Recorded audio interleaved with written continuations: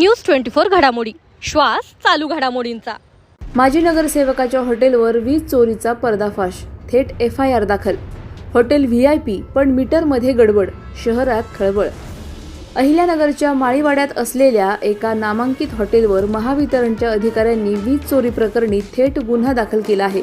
तब्बल 12 महिन्यांपासून विजेच्या मीटरमध्ये फेरफार करून सुमारे 1,23,000 रुपयांची वीज चोरी झाल्याचं उघड झालं आहे। विशेष म्हणजे हे हॉटेल शहरातील एका माजी नगरसेवक बाळासाहेब बोराट यांचं असून त्यामुळे कारवाईनंतर राजकीय वर्तुळात खळबळ उडाली आहे। महावितरणच्या तांत्रिक तपासणीत 5,279 युनिट विजेचा गैरवापर झाल्याचं स्पष्ट झालं आहे। कोतवाली पोलिसांनी गुन्हा दाखल केला असून आता या प्रकरणाचा पुढचा तपास कसा व कोणावर पोहोचतो याकडे सगळ्यांचं लक्ष लागून राहिलं आहे। प्रतिनिधी स्वामी गोसावी, न्यूज 24 घडामोडी, अहिल्यानगर। अशाच बातम्यांचा आढावा घेण्यासाठी आजच आपल्या YouTube चॅनलला सबस्क्राईब करा।